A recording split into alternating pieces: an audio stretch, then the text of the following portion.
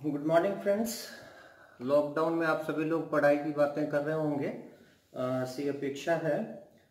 Sports तो आपको पता ही है कि ग्राउंड की एक्टिविटी होती है, लेकिन इसके कई सारे एस्पेक्ट जो हैं वो थ्योरेटिकल भी होते हैं। तो एक कॉमन सिलेबस में से एक उठाया है, हेल्थ एंड डिजीज के बारे में यहाँ पे लिखा हुआ है, आप देख रहे होंगे।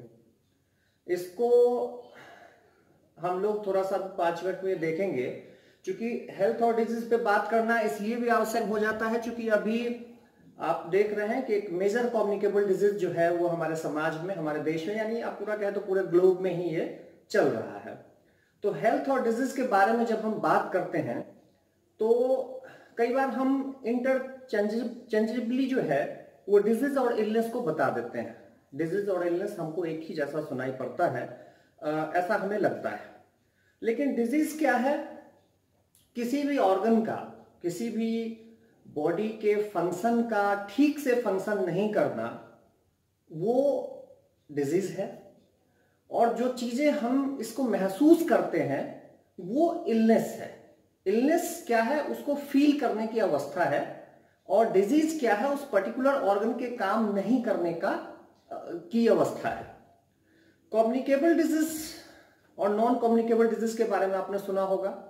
अभी जो हम बात कर रहे हैं वो कम्युनिकेबल डिजीज के बारे में बात कर रहे हैं, और अगले किसी और दिन जो है हम नॉन कम्युनिकेबल डिजीज पे भी बात करेंगे। आप इसको कम्युनिकेबल डिजीज के बारे में आप जानते हैं कि जो एक दूसरे से फैलता है, कई तरीके से फैलता है। इसके क्लासिफिकेशन जब आप देखेंगे तो एक बैक्टीरियल है, वायरल है, प्रोटोजोआ से है, और फंगल है, पैरासाइटिक है। तो ये सारे जितने भी मोड ऑफ कम्युनिकेशन है, ये सब इनके थ्रू जो है कम्युनिकेबल डिजीज फैलते हैं। ये इतने प्रकार के आप होते हैं, ऐसा कह सकते हैं। जब मोड ऑफ ट्रांसमिशन की बात करेंगे तो उसमें है कि या तो डायरेक्ट कांटेक्ट से होगा, डायरेक्ट टच से होगा, ड्रॉपलेट इंफेक्शन से होगा, या कांटेक्ट विथ सॉइल से हो सकता है, या इनक्यूलेशन ऑफ द स्किन भी आप इसको कह सकते हैं, उससे भी हो सकता है। पहले अगर आप देखेंगे ड्रॉपलेट इन्फेक्शन, आप देख रहे होंगे कि कोरोना में भी लोग कहते हैं कि ड्रॉपलेट जो है कई बार स्नीज करते हैं और वो छींक से, या कई बार कफ कोल्ड में भी जो है हम करते हैं, वो ड्रॉपलेट में जो है फैल जाता है। सॉइल के कांटेक्ट में से भी आने से होता है।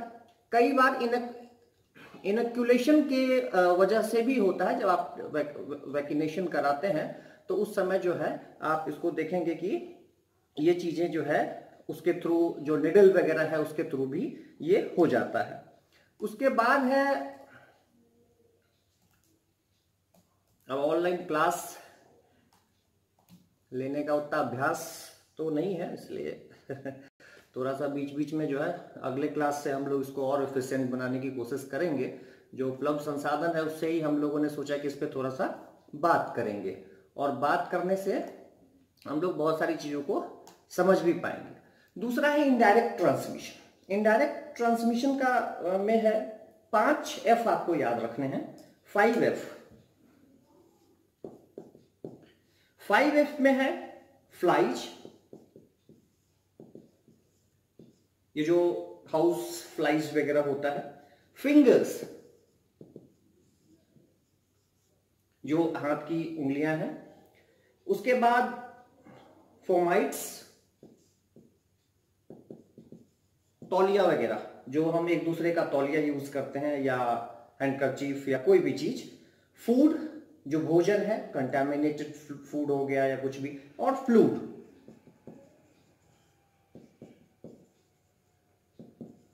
पानी के थ्रू या बॉडी फ्लूइड के थ्रू भी कई बार ये चीजें जो है होती हैं।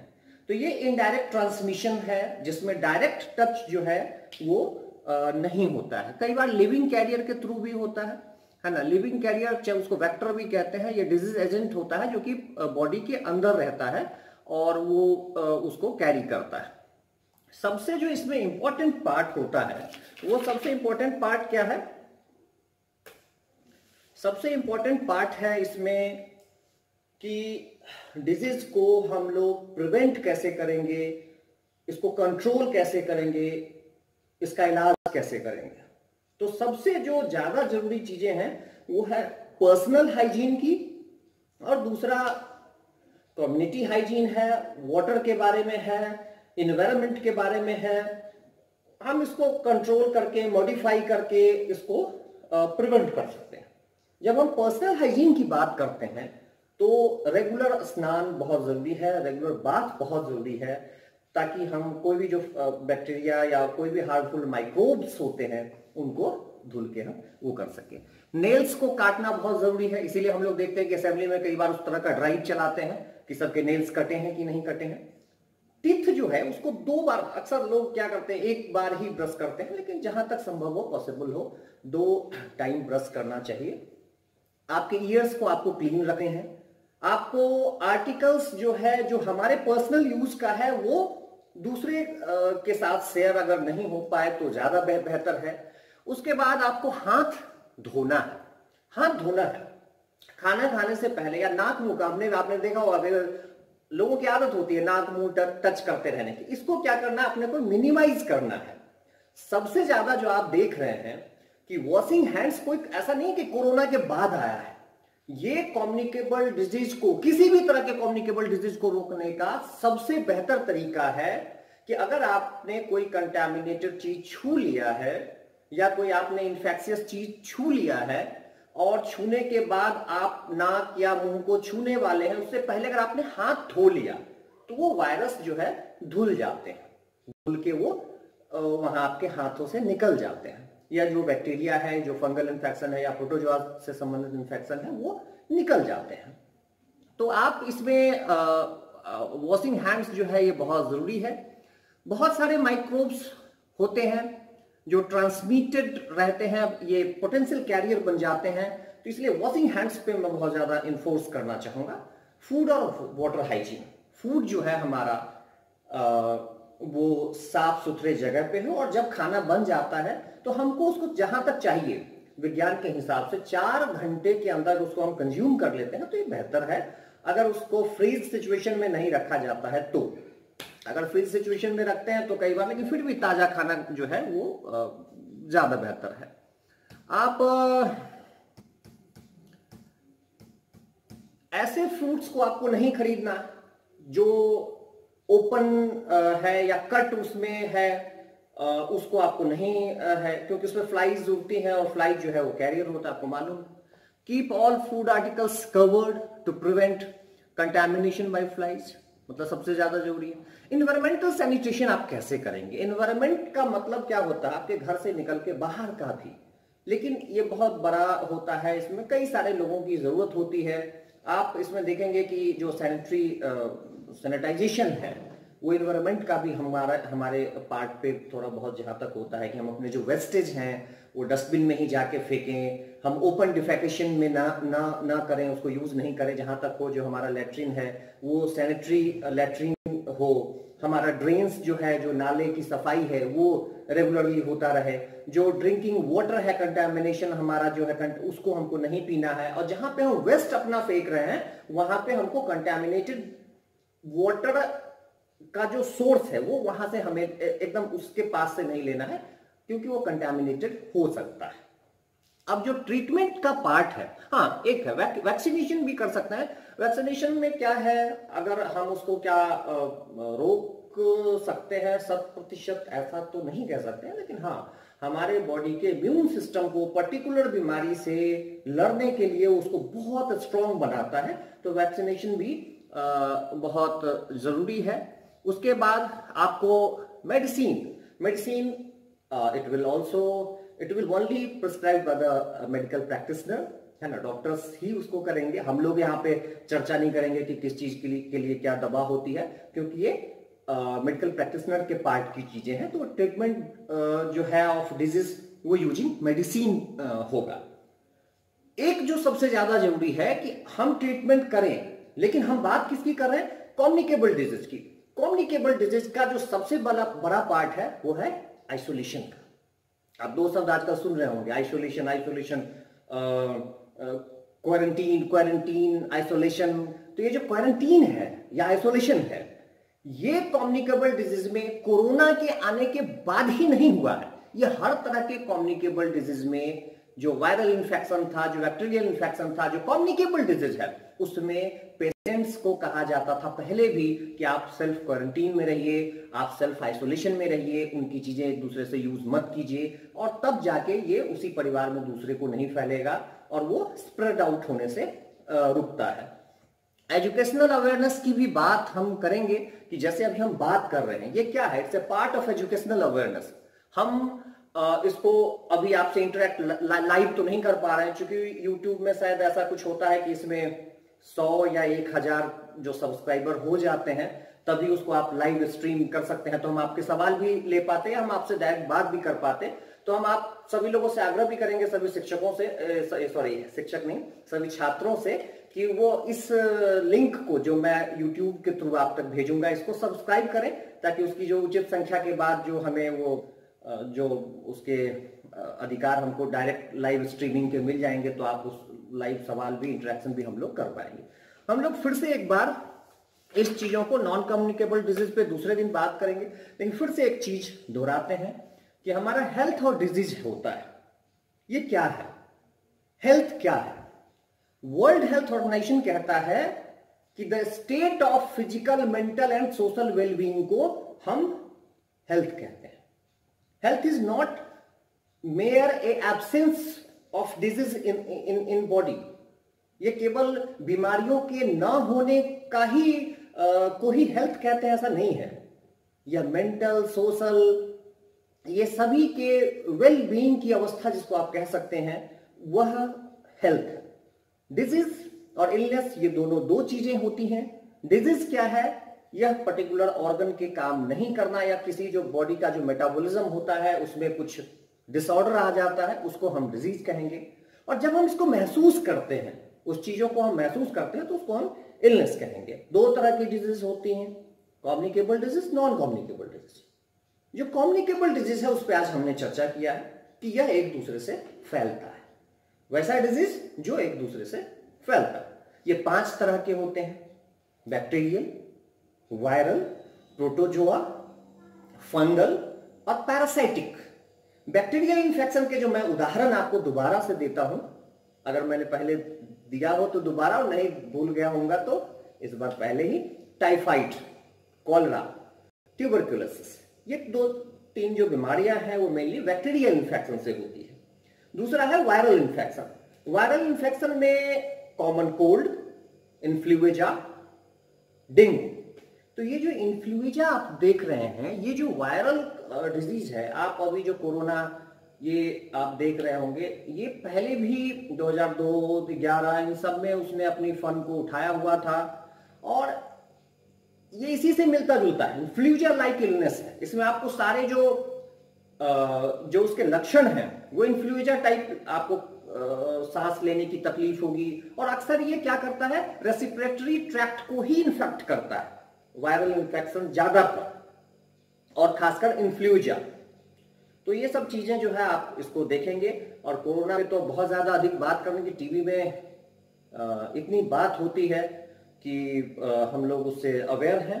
प्रोटोजोआ है, प्रोटोजोआ जिससे आप, प्रोटोजोआ का उदाहरण क्या होगा, मलेरिया और कालाजार, जिसकी दवा के बारे में आजकल टीवी वगैरह में या जो रिसर्च है उसमें कहा जा रहा है कि मलेरिया जो है वो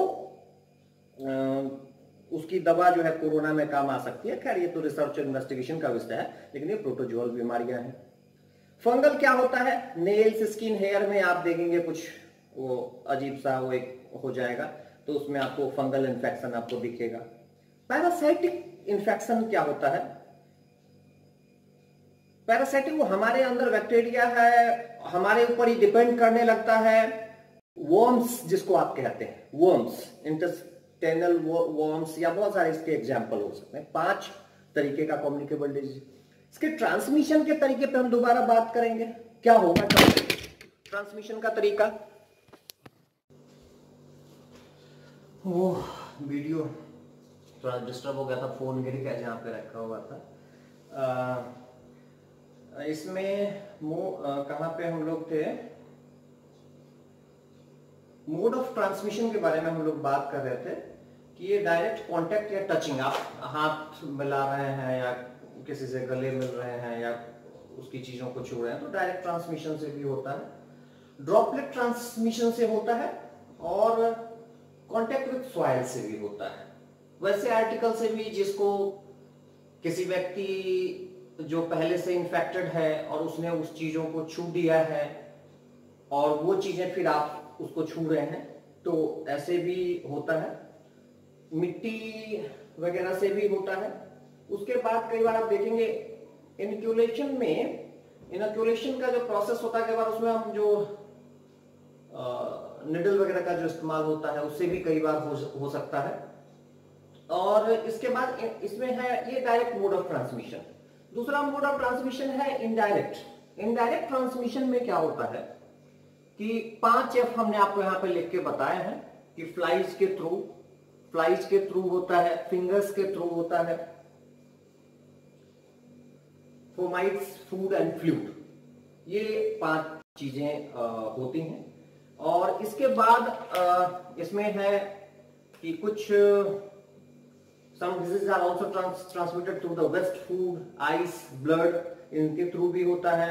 जैसे इन्फेक्टिव हेपेटाइटिस होता है, टाइफाइड होता है, ये सब चीजें जो है लिविंग कैरियर वेक्टर के थ्रू भी ये होता है।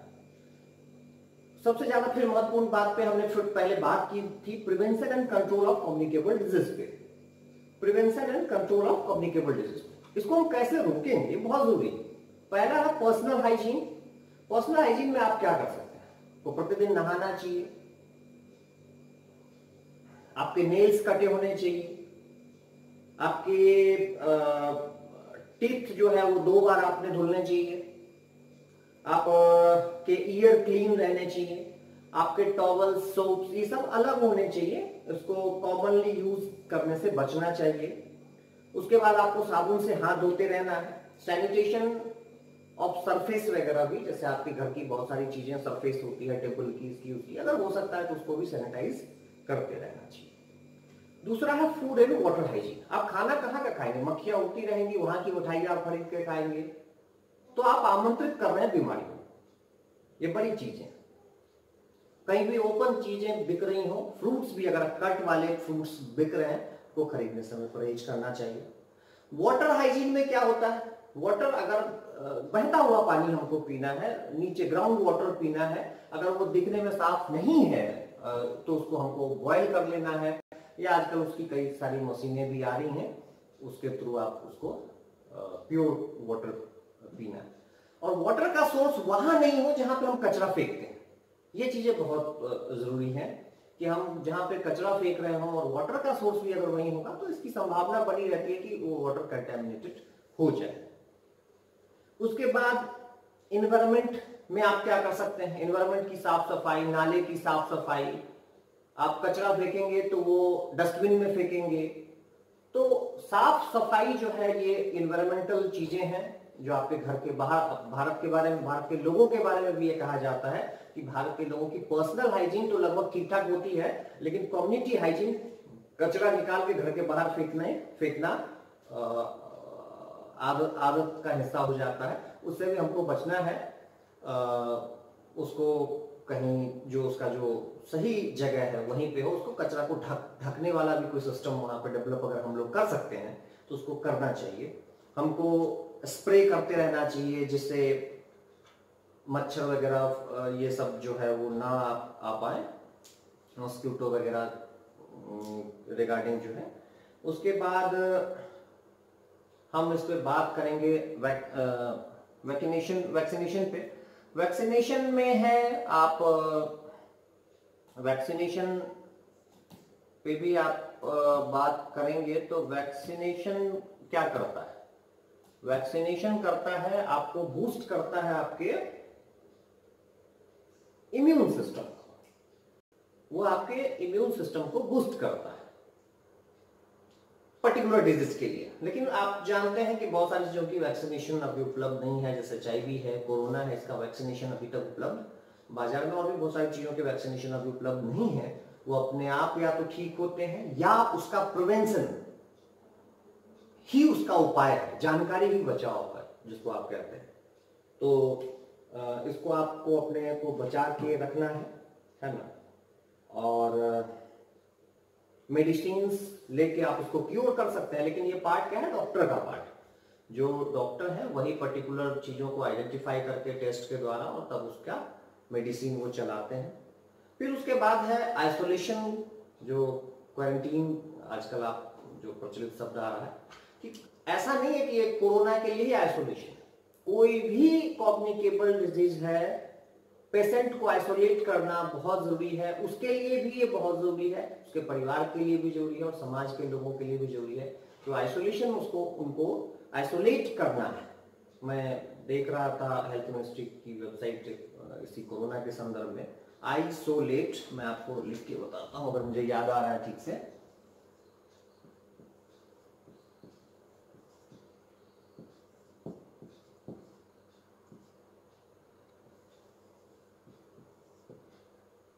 अगर आपने को आइसोलेट कर लिया है कम्युनिकेबल डिजीज में, तो बाद में आपको ये चिंता नहीं होगी कि आइसोलेट, तो आपको ये चीजें करनी है।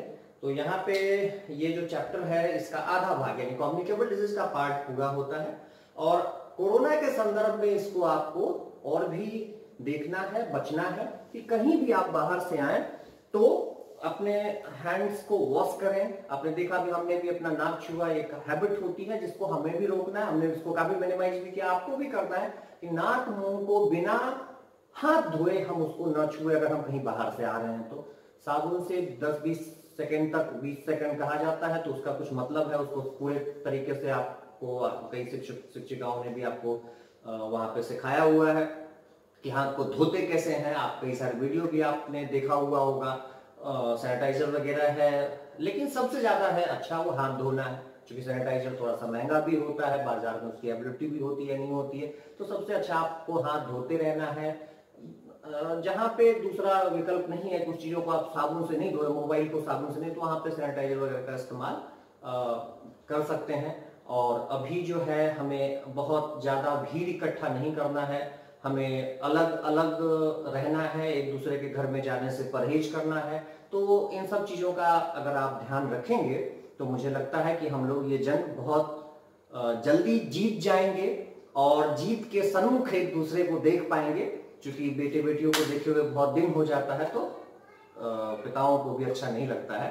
और फिर से आपको नमस्कार आज के लिए, और अगले दिन हम फिर से किसी नए टॉपिक में इसी का दूसरा पार्ट जो है वो जो नॉन कम्युनिकेबल डिजीज है उस पर बात करेंगे। सभी अभिभावकों, सभी छात्रों को मेरा नमस्कार।